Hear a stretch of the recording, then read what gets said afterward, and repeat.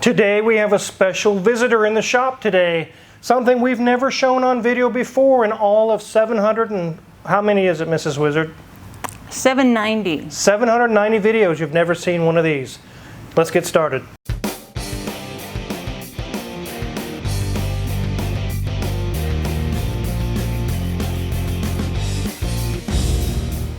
Wizard, don't tell me there's like a tiger in there or a bear or something. No, there's no animals in here. This is actually a 2016 Ford Transit 250 that's obviously used by the Sedgwick County Zoo. One of my buddies, Scott, who's actually the president of the zoo, has had this checked over by some local shops or somebody in the area to figure out what's wrong with it. And the issue they're having is they're cruising along, they're driving this thing, doing their deliveries, which we'll talk about here in a minute, and the gauges and everything just go dead. Now, this all happened after a slight modification to the vehicle. This vehicle is used to transport animals, really cool animals, gorillas, foxes, flamingos, pumas, all kinds of animals. If it can fit in the vehicle, it is transported in here. One of the things they've done to help cool down the back to keep the animals happy and much cooler is added an auxiliary air conditioner. And it's after that is when they started having problems. Very similar to an RV air conditioner. It just connects in and has its own compressor. We'll show you guys what it looks like here in a minute.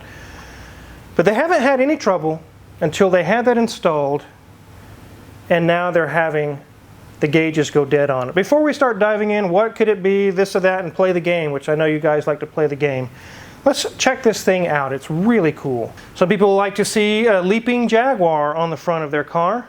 This one has a lion, although it's not denoting the make of the vehicle. It is a Ford. It's a sunflower, kind of a lion face emblem. It really looks pretty cool. The really tall van, which is nice because one of the advantages when they purchased this, Scott tells me, is that now when they are transporting an animal, the caretakers can actually stand in the vehicle. They can be back there and making sure the animal's comfortable and happy, and they can take care of business and not be, hunched over or trying to fit into places and take care of the animal. They have plenty of room. Let's take a look around this thing. As you can see, it is very long and very tall. I suppose if you're transporting a silverback gorilla, you probably don't want to do it in a tiny little transit van. It needs to be something that can carry easily and plenty of room. Up top you can see red dot. That's a big air conditioner unit that's on the roof. You can see here there's a slot where a side door on the driver's side could have been, but that's not what's happening on this side, only on the passenger side. You can see in the back, Transit 250, and the really cool lion symbol that they have. Here we can see the actual slide track for this door, because it does have a door on the passenger side. Let's go ahead and open the doors up and take a look inside. I know you guys are curious, what's inside of this thing? Hopefully there's no tiger in here, Mrs. Wizard. I'm hoping that we'll be safe. Yeah, I kind of want to go home tonight in one piece. Yes, we don't want to be eaten by a tiger, which I don't think that would be the case, but let's find out.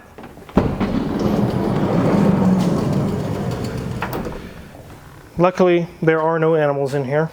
So as you can see, there's plenty of standing room, and it does have this wooden bar up here because I'll show you in a minute. A picture is actually a large cage that they can move in and out to safely transport the animal into the vehicle and out of the vehicle. It doesn't just run around in here. That would be dangerous. You can see there's a lot of sound deadening mat that they're starting to put in. Is actually to kill the road noise and to make it much quieter in here for the animal, which is probably very beneficial to keep it calm. But you can see how long this is, and the way I mentioned how it's set up, how the cage would fit in here and leave plenty of room for the caretakers to stand right there. Also plenty of room to get in and out of the vehicle and everything like that. But think of the animals that have been in here, guys. Dangerous animals, beautiful animals. Gorillas. That one really scares me, is gorillas. They can literally just snap you in half. That's pretty crazy. All of those things that you can imagine that can fit in here have been in here, Scott has assured me. So you can see here's our roof air conditioner. It has an intake and an exhaust, and actually the lines Let's run through the roof to the unit, and they have them nicely ran along the side, and it goes to a secondary air compressor. It has its own closed system. Wizard, you look kind of trapped back there. I kind of do. Let's go ahead and hop outside and open those big barn doors on the back and see what that looks like. These are definitely bigger than your standard van doors. I mean, they're really, really pretty big. Let's get these things opened all the way up.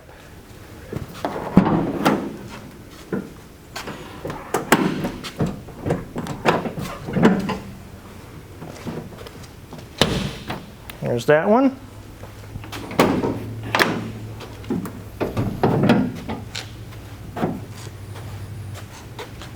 There's that one. Actually, here's a picture of the cage, the transport cage that they use. And it just slides into there. It's very tall because some animals are tall.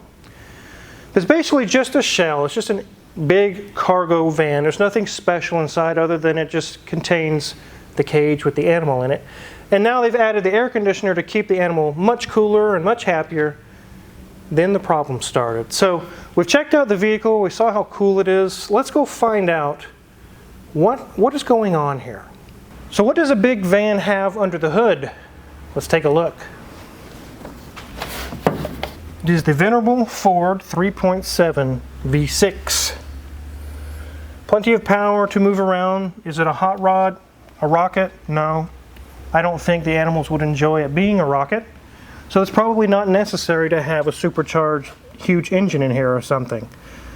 It does the job and it does it very well, and we have no issues with the engine. Everything's happy in there. Everything's stock.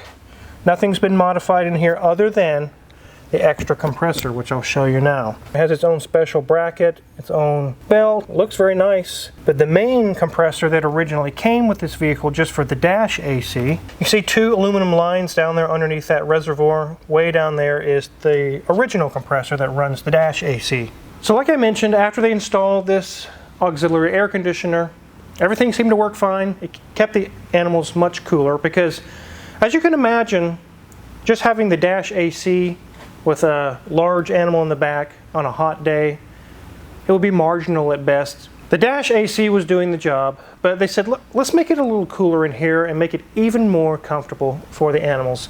So they had this installed, they're driving around, doing their thing, and the gauges are just going dead. Like everything just goes dead in black, all the lights, everything turn off. They're like, oh my God, what the hell just happened?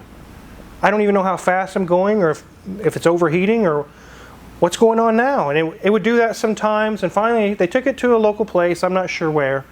And they said, let's try this, let's try that. Well, maybe this will work, we'll try that. Let's do the parts cannon. This is not a vehicle to play the parts cannon on and put unskilled technicians on because there's a lot of livelihood at stake. Also, they need this thing back. They need to transport animals. They don't have time to, let's try this. Oh, that didn't work. Oh, we got to take our van back. Let's try that. Well, that didn't work. We got to take our van back. They don't have time for that. So Scott gave us a call and said, Car Wizard, I know you don't normally work on these big vans, but I just can't play the parts cannon or the guessing game. I really don't want to do that. We need our van back. We need it fixed right the first time so that everything goes well. Not only just transporting the animal, but keeping it comfortable and everything like that. We just don't have time for games. Would you be willing to look at it? I said, sure, bring it up. Danielson actually dove in and found what's going on, but let's play the game. You just had this thing installed for the air conditioning, and now your gauges are dying. I'm going to list 3 things, what it could be, and let me know in the comments what you think it is. Is it number 1? The charging system cannot keep up with this big unit. Is it number 2? Something was short-circuited during the installation of the unit and ruined one of the modules? Or is it number 3? Something completely not even related to this air conditioning system, and they actually have a module failure happening? I'll let you choose what you think it is. So could it be a crimped wire, a bad module? Could it be something wrong with a short circuit or something of the things I just listed? We're going to dive in and find out. We've got to check this really cool van out. It's really kind of neat. But now we're going to dive in and I'm going to show you guys what we found. We got to the bottom of it. And it took some testing, some skills, and some tools. We did not play the guessing game. Let's hop into the back of the van again. And let's do the test over again and show you what we found. So there are times when you can need very expensive tools in a shop to figure out a problem. That's not the case here. We did use a scan tool to scan the codes to see what's going on, and Danielson found that there was some lost communication and low voltage issues going on with about 4 different modules. They were like, okay, that's kind of onto something there. Low voltage, no communication. Let's check the battery. And you don't need expensive tools to do the rest of the testing we did. We just have a simple amps clamp that has a digital display and a voltmeter that you can get off Amazon in our affiliates link and the link below. All these tools will be listed there. So Danielson got our Medtronic's battery tester out and was going to load test the battery, and we noticed this is the 2016 van. It still has its original Ford Motor Company battery in it. You can see that that is the original battery from 2016. It is 8 years old. So yes, that could have been the issue. Being that's 8 years old, how much longer does it have left? 2 months?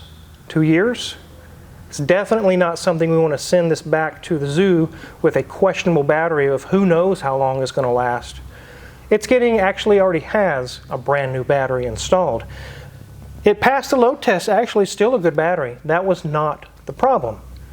So Danielson did some more checking, and let me show you what else we found. So one thing I want to show you is we found the relays that they use to install this auxiliary system. You can see this one has a nice connector on it, everything's nice and flat, but look at this, guys. It's all melted. Oof. It got so hot that the wires are turning black even. So we thought, well, definitely that thing's pulling so many amps that it's melting the connector. It's not a problem with the wiring so much as the relay is not the right size. These are, I think, 30 amp relays, and we're going to show you in a minute when I start the engine and turn this thing on. Initially, it actually pulls more than 30 amps, and it's just really cooking these poor relays. But that alone, me and Danielson talked about it, that's not going to make gauges start dying and stuff. If anything, it might hurt the power going to our air conditioner. But why would that hurt everything up here in the dash? Let's dive in a little deeper. Let's check amperages. So right here I have a little amps clamp. I'm going to turn it to 600 amps. Turn it on. We're just going to put this little clamp around one of the power wires that are melted. Go ahead and start the vehicle. Not really pulling anything right now. Let me go turn on this rear AC unit. You'll see it spike up to like 32 amps and then settle down. So I know it's pulling a lot of amps, especially when you first turn it on. It's overloading this poor relay. And you can see with the damage, the melting, it's pulling way too much for that relay. But we needed to dive even deeper, a third level deeper, to figure out what does that have to do with the instrument cluster dying. Did some checking. I said, hey Danielson, I bet there's a voltage problem based on the codes we saw. Let's run this thing, let it check the voltage. It should be around 13 or 14 at idle. I bet when we're turning on the big unit, we're getting below that. Let's check that out, guys. Let's show you what we found. So I've got the positive and negative of the battery connected here to my voltmeter. It's at 12.6. I'll set this over here. Let's go start the car and see where it's at without turning on the auxiliary AC.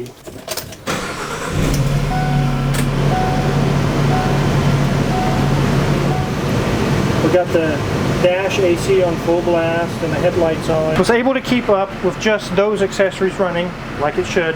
Let's turn on the auxiliary air conditioner and see what happens to our voltages then. Look at that, guys. It's instantly dropping. And the longer it sits here and runs, it'll drop lower and lower and lower. Let's let it sit for a minute and see what we get to. So why is it doing this? It's very simple. The alternator cannot keep up. It's a stock 150 amp alternator.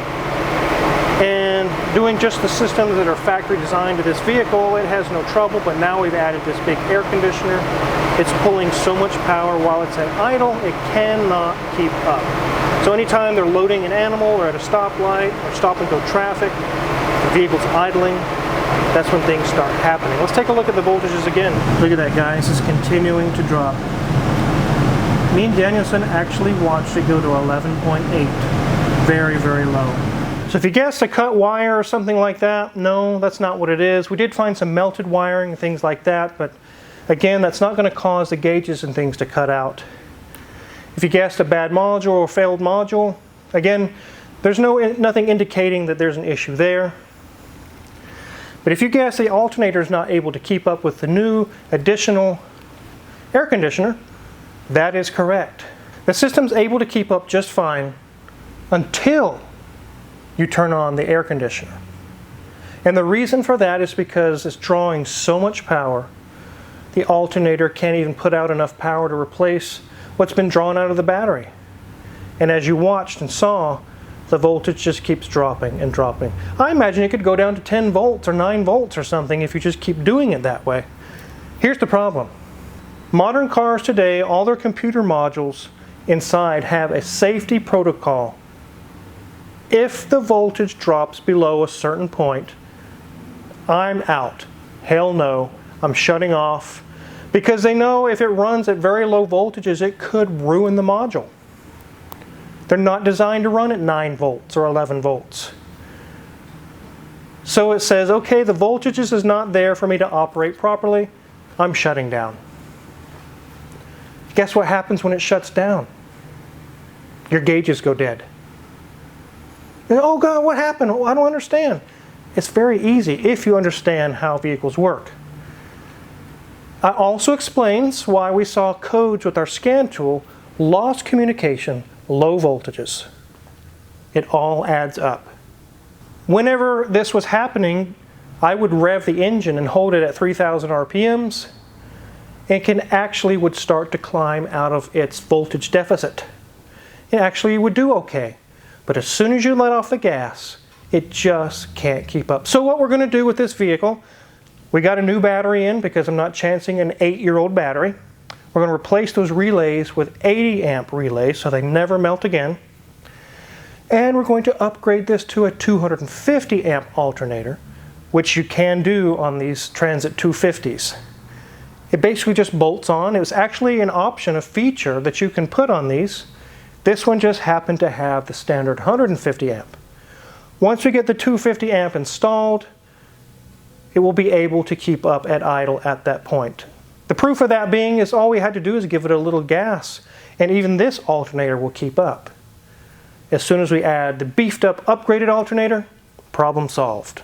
So thanks Scott from the Sedgwick County Zoo for bringing out this vehicle for us. Very glad that we can dive in, figure out what's going on without the parts cannon or playing the guessing game. We don't do that here.